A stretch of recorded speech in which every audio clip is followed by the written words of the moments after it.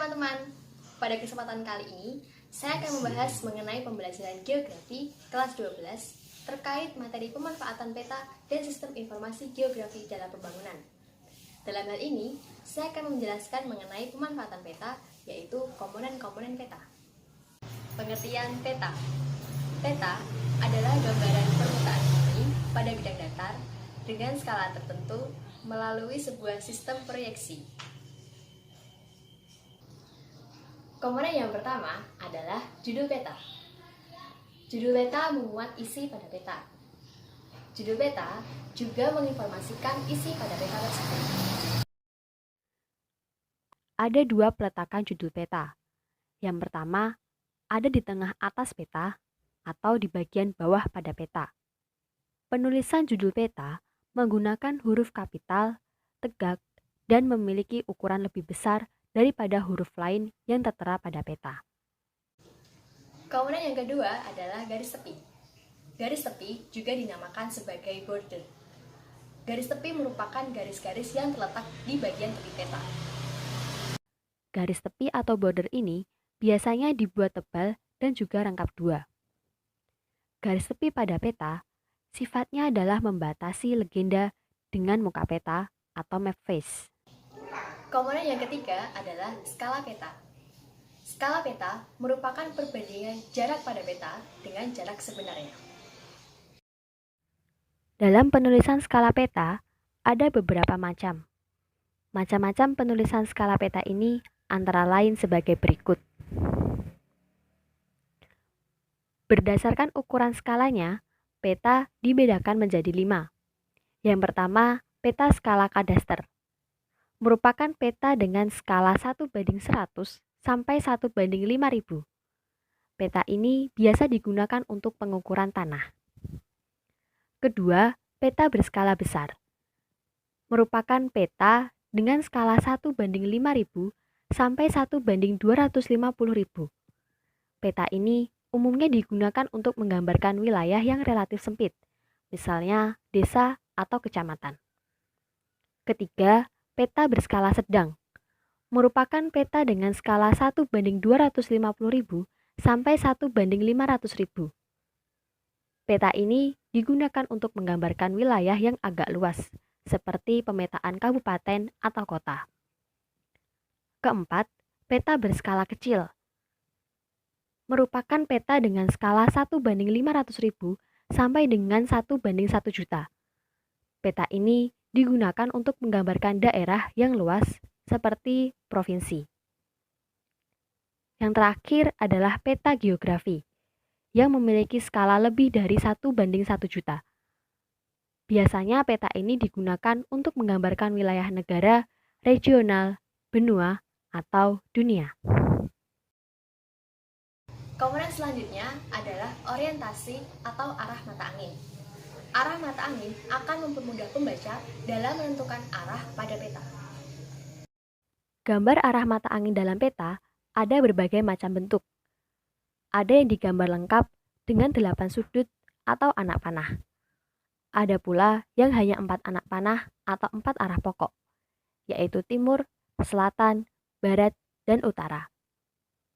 Bahkan, ada yang hanya satu arah saja, yakni arah utara. Apapun bentuk dari mata angin tersebut, semuanya sangat membantu pembaca untuk dapat memahami lebih jelas mengenai isi dari peta. Komponen selanjutnya adalah garis astronomis.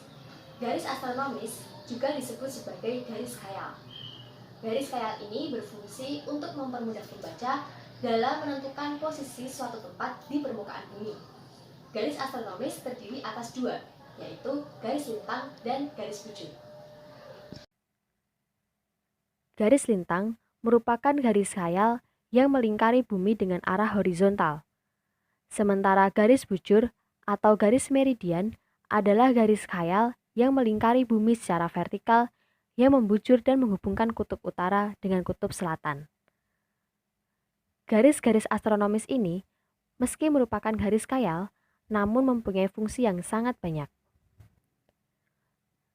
Garis lintang mempunyai fungsi untuk menentukan daerah musim, sementara garis bujur sangat berfungsi untuk menentukan letak daerah waktu atau sebagai penentu waktu di suatu daerah atau tempat.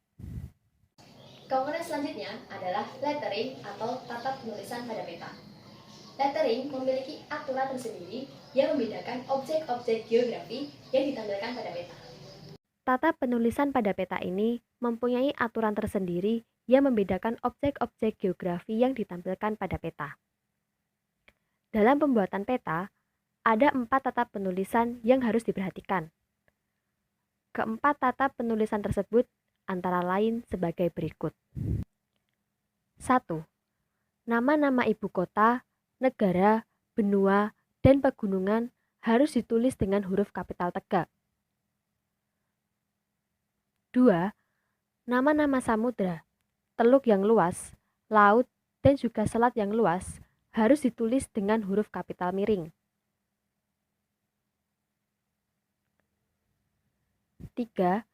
Nama-nama kota kecil dan gunung harus ditulis dengan huruf kecil tegak. Awal nama kota dan gunung harus ditulis dengan huruf besar. 4. Nama-nama sungai, danau, selat yang sempit, dan teluk yang sempit harus ditulis dengan huruf kecil miring. Nah, itulah keempat aturan penulisan atau tata tulis dalam membuat peta. Aturan-aturan tersebut harus diperhatikan dan juga diindahkan supaya menghasilkan sebuah peta yang berkualitas serta nyaman dan mudah untuk dibaca dan tentunya dipahami. Selanjutnya adalah simbol peta. Simbol peta merupakan tanda konvensional yang terdapat di dalam peta untuk mewakili keadaan sebenarnya di lapangan atau di permukaan bumi. Simbol berdasarkan bentuknya. Jenis simbol yang pertama adalah simbol titik atau simbol dot. Simbol titik atau simbol dot merupakan simbol yang digunakan untuk menyatakan posisi atau lokasi suatu tempat.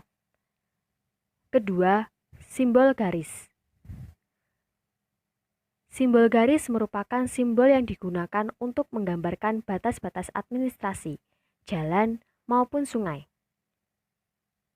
Simbol ini dapat berupa garis bersambung maupun putus-putus, dan juga garis tipis maupun tebal.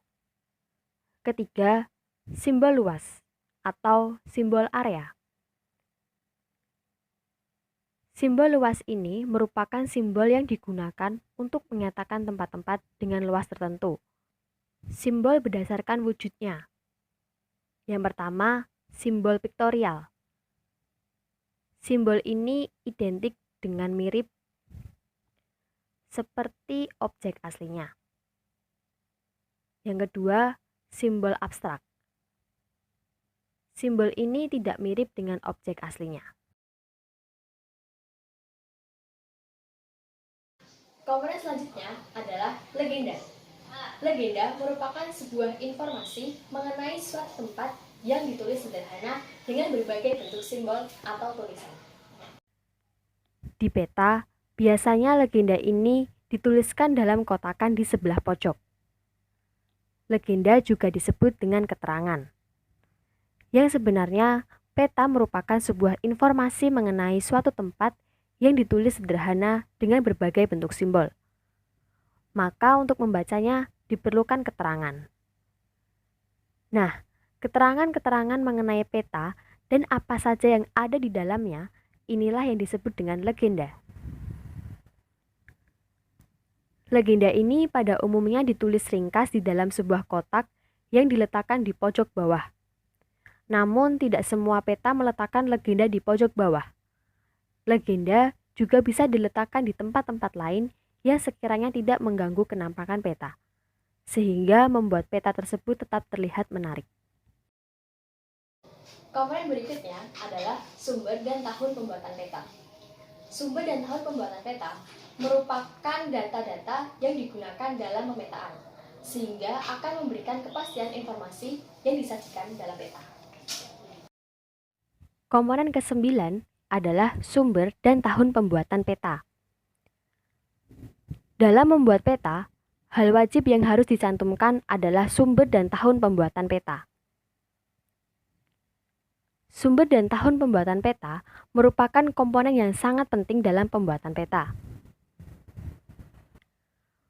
Maka dari itu, sangat penting bagi kita untuk memperhatikan sumber serta tahun pembuatan peta apabila ingin mendapatkan peta yang terpercaya.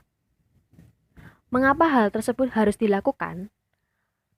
Karena sumber serta tahun pembuatan peta ini menunjukkan data-data yang digunakan dalam pemetaan, sehingga akan memberikan kapasitas informasi yang disajikan. Informasi yang disajikan pun pastinya akan akurat. Tahun pembuatan peta menunjukkan kapan peta tersebut dibuat. Jika kita membutuhkan peta untuk kegiatan tertentu, maka pilihlah peta dengan tahun pembuatan yang paling baru. Hal ini karena peta yang paling baru tersebut akan menyajikan berbagai informasi yang up to date, sehingga sesuai dengan keadaan sekarang. Selain up to date, penting untuk mengetahui tahun pembuatan peta karena sifat data pada peta selalu terjadi pergantian atau perubahan.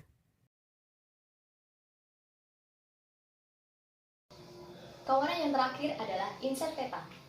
Inset peta merupakan komponen pada peta yang digunakan untuk memperjelas posisi suatu wilayah yang dipetakan. Inset peta ini terdiri atas dua jenis, yaitu inset lokasi dan juga inset pembesaran. Keterangan lebih lanjut mengenai inset lokasi dan pembesaran akan dibahas seperti berikut. 1. Inset lokasi. Inset lokasi pada peta digunakan untuk memberikan gambaran secara global wilayah di sekitar daerah yang dipetakan. 2. Inset pembesaran merupakan inset yang digunakan untuk menggambarkan wilayah-wilayah yang kecil. Nah, itulah yang dinamakan dengan inset peta, beserta dengan pengertian serta jenis-jenis dari peta tersebut. Demikianlah informasi mengenai komponen-komponen yang ada di dalam peta beserta dengan penjelasannya. Dari informasi yang kita dapatkan, kita memetik hasil bahwa komponen pada peta ini saling memberikan informasi yang berkaitan antara satu dengan yang lainnya, sehingga kita menjadi lebih jelas dalam memahami isi peta tersebut.